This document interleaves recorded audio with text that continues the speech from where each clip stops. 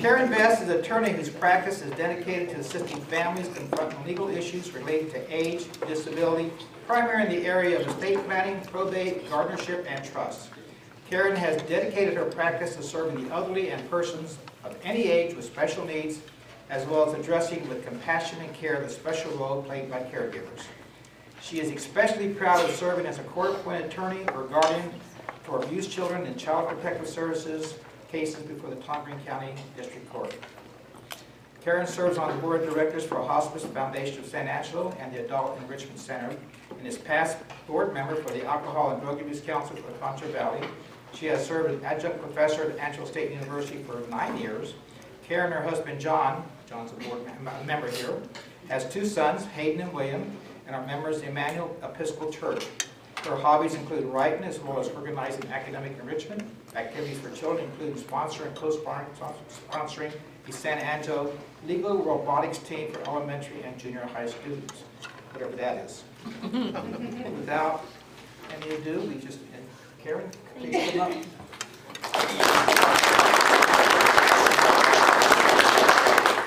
If you've ever stepped on a Lego, you won't forget what one is.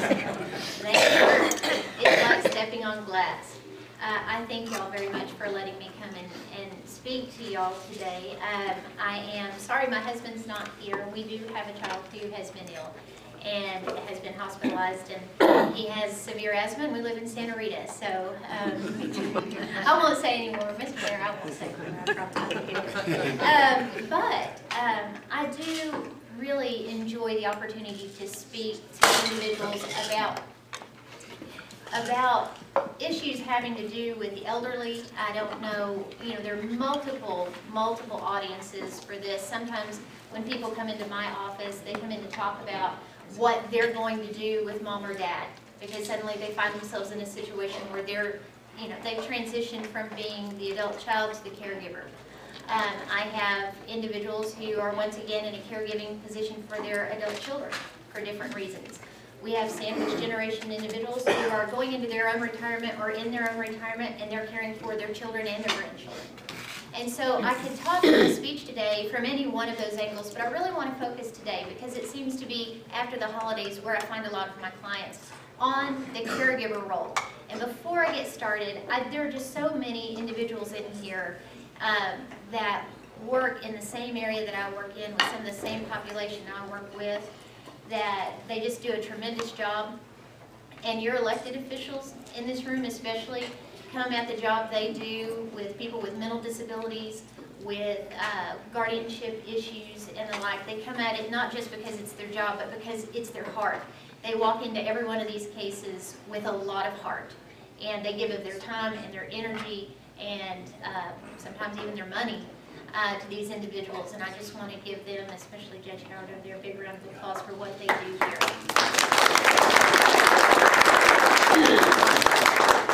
That being said, how many of you have a will?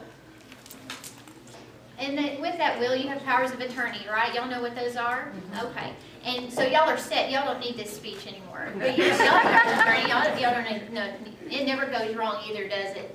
How many of you have ever tried to utilize one of those powers of attorney when caring for somebody? You're the named person in there. They've made you that agent, and you've tried to use that document. Have you tried that? How well did that go? Well, number one, Social Security office does not acknowledge a power of attorney. So if you have someone at home on hospice, you're out of luck. That's exactly right. Our wonderful federal government says that a state-issued power of attorney has no legal sway. It has no authority. It just doesn't. You walk in, the first thing you're trying to navigate whenever you're taking over care for mom and dad, of course, is Social Security, right? They won't even talk to you. So you have to have a separate form that you have to go down and take a number. Remember the old meat counters where you take a number and wait your turn? They have one of those in there. And so you go down, and may I recommend to you that you never go on a Monday, a Friday, after a major holiday, before a major holiday. I mean, there are a whole list of major days you don't go to the Social Security office, or you'll sit there all day and maybe you'll get in or maybe you won't. You can call ahead and make an appointment. But just dealing with issues like Social Security or the VA, that can be very difficult. And so suddenly you find that that power of attorney doesn't work. Let's go with that power of attorney again.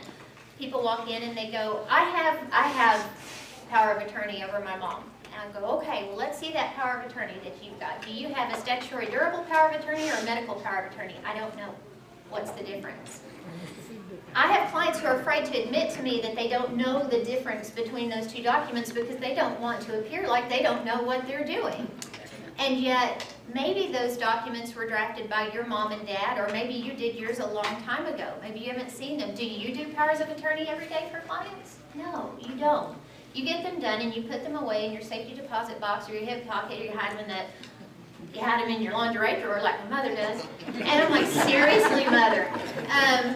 You put them away and you don't think about them again because you think, I've done my job. I've got the documents somewhere and maybe somebody knows how to get a hold of them and I'm done. And you go on with your life. A medical power of attorney and a statutory durable power of attorney are two vastly different documents. And I'm going to talk about the differences in those types of documents. I'm going to talk about guardianship a little bit here too. And then I really want to hit, and I can talk for a long time. So I'm going to try to make sure that I leave enough time without this just being a legal CLE event. I want to talk about caregivers and the biggest problem that I see with caregivers and what they're experiencing as we go along in this. The description of this speech says I'm going to talk about legal, financial, and social issues having to do with caring for your loved one. Well, you know, those aren't separate columns. They all get bundled up together, and you come into my office or anybody's offices in here to sit down and talk about what's going on, and you really can't separate the legal and the emotional sometimes because it's all happening to you at once, and it's a life-changing event. In fact, caregiving for our parents or for whomever it is we're caregiving for is one of the few major life-changing events in our lives. And so how many of y'all have gone through that in some respect, where you're caring for somebody or you've had to do that? Okay. So you know what I'm talking about, or you've seen somebody who's gone through it. First and foremost, what we try to do when we do our documents is sit down and go, okay, what do they mean? What is a financial power of attorney or a statutory durable power of attorney? It's a document that simply says, when I can no longer make decisions for myself that relate to my estate, my business, my property, my bank accounts, whatever it is, and you can make it effective now, but most people say, when I can no longer do it for myself, I want this person to manage my money. Easy, right? And who do you name? Typically your spouse. Well, a lot of my clients, either their spouse is not in a position to be able to do it anymore either, or was never the right person to begin with. I know with my husband, he and I go back and forth on a number of things. We tend to agree about money. My parents did not. My dad would save every dollar he ever had. My mother, money runs through her fingers and sands through the hourglass. You do not want my mother on a power of attorney. God love her heart. I love her to death. You would appoint her for a number of things, and I see the insurance agent over there on the phone. But there are individuals that you don't want to have on that document. So, okay, after your husband or after your wife, who do you want to manage your money? Well, that's not likely to really happen. Well, drafting the document is all about what is likely to really happen when you can't do this anymore. And more than likely, you and your spouse are of similar age, or relatively so.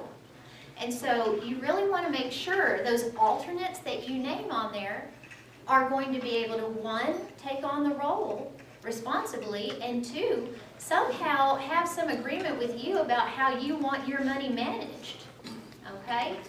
And so what I see, especially my older clients do, they'll come in and they'll go, well, I can't name Kimmy, even though I know Kimmy's going to manage everything better because Buddy's going to be upset if I don't put him on there, so I'm going to name them both. Oh, no. Now, you know, they know Kimmy and Buddy that you can't stand one another, and Kimmy and Buddy aren't talking to one another, and it's going to lead to World War III, but we don't want to hurt any feelings. So automatically, lawyers are really quick to go, let's get those powers of attorney drafted, give me your names, we'll put them in, we sign you, out you go, and we've got you covered. But unless we're stopping to really talk to you about the social part, the reality, when push comes to shove and those papers come out of the drawer, out of your lingerie drawer. You're going to have to be able to use them. And if the people you've named can't get along, if the people you've named can't manage money, you really aren't okay. You're really not covered. More than anything, if the people on those documents are not, and this is where it's not a good or bad thing, sometimes the individuals you're relying on or think you'll rely upon in the future aren't in a position to take on the work for whatever reason. They may not live here. They may have problems of their own. You may have somebody on the paper that makes you feel better, but realistically isn't going to be able to step in and do the job. So I encourage every one of you, one, you should look at these documents as you go along every couple of years anyway, just to make updates and make sure that the contact information is still good and the like. But I encourage you to go back and look at them and really think about when you made the decision that you made, are these individuals that you have on there going to be able to do the job? Okay, for whatever reason. It may be, there may be a social dynamic, there may be a relationship dynamic between the people you've named, but go back and look at that. The other document that we tend to just kind of put a Band-Aid on and send you out the door with is a medical power of attorney. You utilize a medical power of attorney to designate the person who's going to make medical decisions for you when you are not in a position to do so. It's not permanent, it just, you're not able to give consent. If you've been in a car accident and they're wheeling you into the ER, you're not awake to go, yeah, I consent to that surgery. Somebody needs to be on the hook to be able to do that, and it's always better, there is a backup by law, that you don't have it, don't you want to make that decision yourself? Okay, put it on the medical power of attorney. The medical power of attorney has the ability, unless you designate it otherwise, to make final end-of-life decisions for you as well, okay? So you want to make sure the individual who is on that power of attorney, they will turn to the medical power of attorney and go, if there's no directive, and we'll talk about that in a moment, we'll be looking to that medical power of attorney for some direction. Make sure, just like with the documents having to do with your finances, it's even more imperative that you look to make sure that the individual who is on that paper is going to be able to do that job. I love my husband to death. He does a lot of great work. He makes some very tough decisions. And he is the person who is on my medical power of attorney. My mother was upset with me. You didn't name me first on the medical power of attorney. I said, no, ma'am, I spent my whole life taking care of you. What do you mean I'm not on your medical power of attorney? I'm like, yes, I did marry someone, and we have children, you know. Yeah, but did you put on there he has to consult with me? I'm sure he will consult with you. I'm quite sure, knowing, you know, he knows you too. He better consult with you. But long story short, we need to make sure that the individual on there can make that decision. And here's where the rubber meets the road. People will name all of their kids jointly. And you end up, inevitably, in some situations, but it happens a lot, you end up with, I can't let mama go. Mama wanted to be let go, but I can't let mama go. Well, we're not going to do it today. We're going to wait. Well, we're going to call in a specialist. And so that it can rip a family apart. And there's no good guy and there's no bad guy. There's just a difference. And what we find in end-of-life situations is there can be a family member who just can't let go. And so you can help the family, one, by choosing on your medical power of attorney the individual who knows what you want and can follow through with what you want. That keeps me from going down to the Shannon emergency room real quick and having to go through the guardianship court to figure out what we're going to do next. But you hold that power in your pen when you fill out that document. Two, make sure that if you are executing a medical power of attorney, I strongly encourage you to execute a directive to physicians. This is your living will. And this is, you know, to put it bluntly, the pull the plug or not document. If you are suffering from an irreversible or terminal condition from which you're expected to die with 6 months, you're going to make a choice. Either hook me up or hook me up with certain caveats, or don't hook me up at all and allow me to die comfortably. Let me have fluids, don't let me have fluids. Every family has been through something where someone probably has an idea of what they want. I have clients who are like, don't even hydrate me, and I have others who are only hydrate me. You have a choice here, and you can put that on paper, and nobody The kids, no one else has anything to do with that piece of paper. It is flat you to your physician. It's you speaking to your physician when you can't do it. All right? You can even put in that document that it supersedes your medical power of attorney, and that takes a heck of a lot of pressure and stress off the kids. Okay? Because I can't tell you how many times I have been with 6 clients when they died. And I can't tell you how powerful it is to be able to look at the family and have in your hand the paperwork that says, this is what your mom wanted. This is what your daddy wanted. This is what your sister wanted. Okay? That makes it easier on everybody. I can tell you another thing too. I sure can draft those documents real easily, and when it came time for me to sign them, that's a different matter altogether. So putting it in writing yourself, it's not the easiest document to sign. I don't know about y'all, but it made it, it was like it gave me permission to go get sick and die all of a sudden. Like my world was going to be safe because I hadn't gotten that done yet.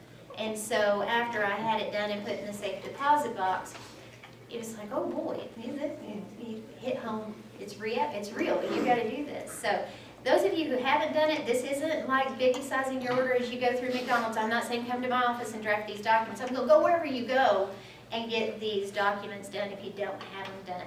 I would say these documents are more important than your will. You're 6 feet under and the good Lord has you at that point. But while you're alive and you're suffering or you're ill, that's when these documents come into play. And when you die, they go away. They have no more power. People come in and go, my mama died and I'm power of attorney. And I'm like, well, that's nice, but you're not power of attorney anymore. Now we've got to look at the will. But power of attorney ends on death. So these documents really do help. I'm pointing out some of the problems in them because I think that's what you need to think about rather than just go in and go, oh, I need a power of attorney. I need a medical power of attorney. I need a durable power of attorney. I need a director of physicians. I have a case today. Family is Christian. Daddy is Jewish. And if you are an Orthodox Jew, he was Baptist. He became a Jew. He converted to Judaism. If in that conversion, his family is very upset with him because he has to be buried by sundown in 24 hours. And they don't know what to do with that. The funeral home doesn't know what to do with that. And so there is a document you can sign that is a designation of remains and how you want your funeral to go as well. And so he's having to fill that out. Well, he can fill it out all day long, but if nobody knows how to do it in 24 hours and the funeral home isn't quite sure how to do it, you might want to do a little advanced planning on that as well. Okay, so we get to the point that you have the documents, and that's a good thing. You come in to talk to me, and I'm Mom's agent under a power of attorney. Mom has Alzheimer's disease, and the vacuum cleaner salesman has been to her house 12 times this month. And she forgets she buys them, and she buys a $600 or $700 vacuum every time he comes around, and then she puts them in the back bedroom, locks the door, and doesn't want anybody back there because they're going to know that she forgot. If the kids see those vacuum cleaners, they're going to know she forgot. And we bought another one, and another one, and another one. And the vacuum cleaner salesman figures it out real quickly. Then he stops just selling vacuum cleaners. He comes around and he brings his friends, and they start to come and live in the house with Mom. And I don't know about y'all. Do y'all know about that white van that goes around town? The carpet cleaner guy that comes up with the samples of the stuff for you to smell? He was in Bentwood last week. He's done his sweep through Santa Rita as well. There's one guy that sits in the car. It's a white unmarked van, and they come up wanting to test out a vacuum cleaner with you. And what they're really doing is finding out if anybody's home. And who's home? And can they be invited into your home to test out this vacuum cleaner? And they're not really vacuum cleaner salesmen. They don't have a vacuum to sell. My husband tested that theory out when they came and approached my child's yard with this little Febreze thing going, who's home? And so when I came from one tour of the yard, John came from the other tour of the yard, and they just weren't interested in showing us their vacuum cleaner anymore. So anyway, they do this. They go house to house to try and figure out and find the vulnerable among us. And so you come in and you're like, I'm having these problems. It may be that. It could be other things. I'm the named agent on these powers of attorney. Look, you drafted them, Mrs. Best. I'm named. What do I do? And we'll go through what they do. And then the client will come back and quite honestly go, I told Mama that I'm going to be using the power of attorney you drafted, and she told me to go to hell. What do? It gets real fast. When you go to the bank and you realize there's somebody there taking large drafts out of the account, or somebody escorting them and driving them to the bank every day. This happens every day here. People take them down to the bank and help them. Oh, there are new names on the bank accounts. You don't know this is happening to Mom or Dad. And so you end up in a situation where you're having to put out fires. You don't even know where they all are. You need the power of attorney to be able to talk to anybody, because you don't just walk into First Financial or Wells Fargo and go, hey, I'm here to talk about my mom's account. Not unless you're on that account. They'll go, let me see your power of attorney. And depending upon what that power of attorney says, they may or may not talk to you. They may actually have noticed something. Some of them might talk to you. But at the end of the day, the bank can just be told by Mama, it's none of my child's business. And the bank has nothing. They have no court order that says, Mom's incapacitated. And so, the power of attorney looked good, it smelled good, it was supposed to walk and talk and do all of these things, and all of a sudden Mama shuts it down. Those documents can be revoked. They're not written in stone. Not until you get something certifying from a physician that Mom and Dad are incapacitated, and even then some banks won't take them. And you end up in a situation of having to go to guardianship. And people come in and they go, I need a guardian. Can you just write out a guardian? I need you to draft me a guardianship. Because there is a lot of confusion. And this confusion exists at the hospitals, it exists with the social workers, it exists at MHMR. Because unless you deal with it every day, they all kind of run together. Just someone else to make the decision, guardianship, power of attorney, whatever it is, we need one. So the client comes in and goes, I need a guardianship.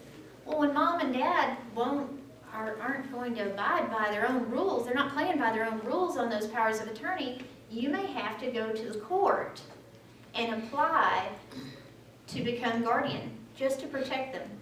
Protect them from people who would financially abuse them or physically abuse them, and there is physical abuse. I had a case a couple of years back where these loafers moved into the house with this beautiful, wonderful, elderly retired woman, and they put her on meth so they could take her bank accounts. So I have an 82-year-old woman addicted to methamphetamine for the first time in her life, and she liked it. She did not see any problem with her life. And it is devastating. It is tragic when it happens. And I'm not saying that without this would happen in your family, but you end up with situations where you have to step in and enforce it. You have to. It may be Mom and Dad are driving and they shouldn't be.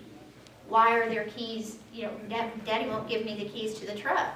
Well, Daddy taught you to drive. Daddy's independent. He raised you to be independent. And as far as he's concerned, that sidewalk is just a little bit in the way. And quite honestly, they come back with a very good response. I have to get to X, Y, and Z this week. Are you going to give up your job and come take me everywhere I need to be? Rules where I can't drive, then how are you going to come take care of it? He's got a point. He's got a point. So where we end up is if you do have to enforce it, you go to guardianship and people think it's just a piece of paper. You are suing your parents. You are filing a letter, typically with the Tom Green County Court, the judge, Tom Green County Judge's Office, a suggestion of need, or you can go directly with you can go full bore through the attorney and just file it and serve on them.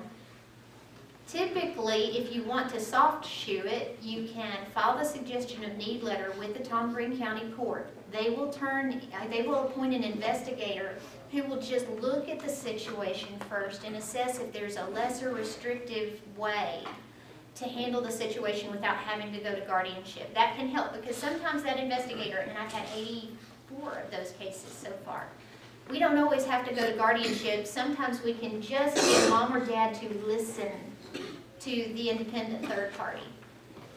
Because they don't want to hear Junior tell them, I can't drive. They know Junior can't balance a checkbook. They've bailed Junior out 14 times and they're helping him pay child support. You know, quite honestly, that's the truth. And that's life. It's not a judgment on Junior, it's just where we find ourselves. And so you've got an opportunity through our Tom Green County Court to, you know, get an investigator appointed and just look at the situation and assess the situation. And this is where I applaud Tom Green County. We have a mental health deputy unit who steps in, instead of just coming into a fragile situation where we've got elderly people with Alzheimer's and other degenerative dementia and the like. They don't just come in and go, here's an altercation, here are the cuffs, and off we go. We have our PD and we have our county working together. They talk to one another. They know when to call one another. And for our little county, we are singularly alone in the state of Texas for providing those resources to our community. And it's funded very fiscally responsibly through our county too. And so I applaud the city and county for doing that, because you don't find that in Texas outside of San Antonio and Austin and Houston and Dallas. And then you add to that list San Angelo, Texas. That's pretty cool. So mom and dad, if you're going to go the guardianship route, you better, even if the appointed investigator looks at it, you're going to sue mom and dad. There is no way to get around it. What they're going to get is they're going to be assessed by a doctor who's going to make a determination whether or not they have capacity or not. And it's going to break your heart, and it's going to break theirs too.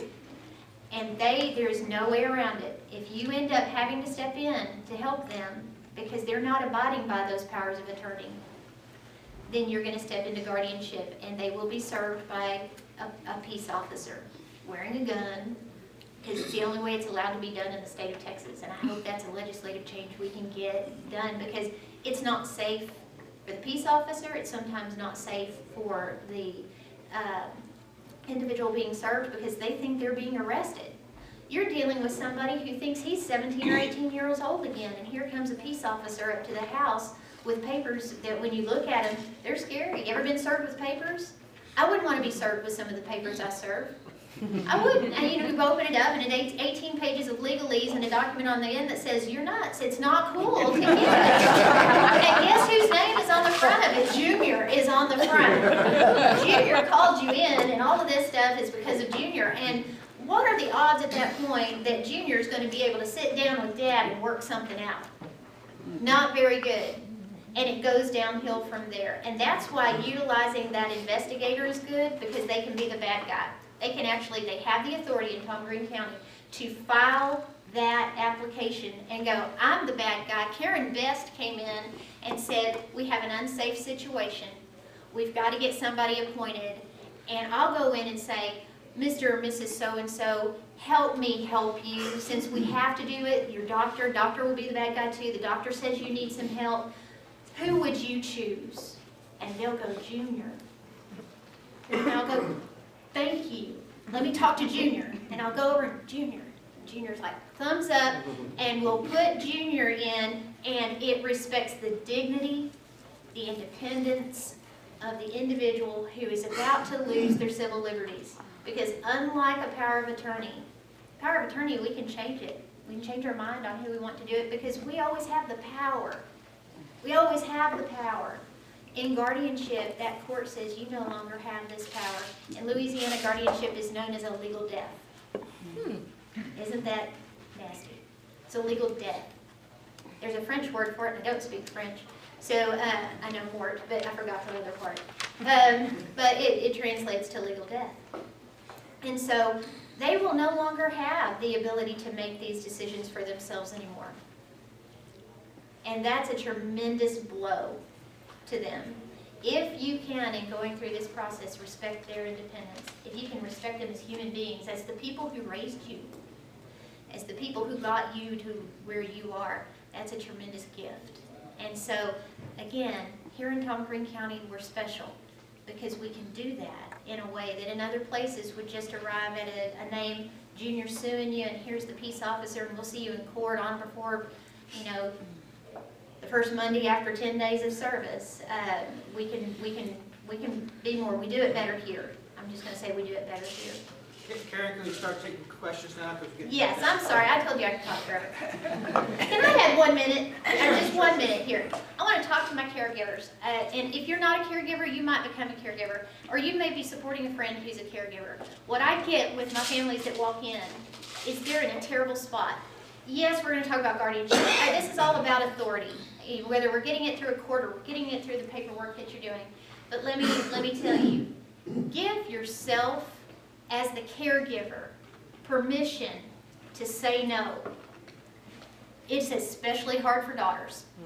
We are put in the position of, you know, well, you're free because you're not working, or you're retired so you don't have anything else to do. And I'm not saying that caregiving isn't an important thing and that we all need to step up, but there are people who will never be, they weren't good parents, or they weren't good, you know, for whatever reason, they're just not caregivers. If you're not a caregiver, don't be afraid to say so.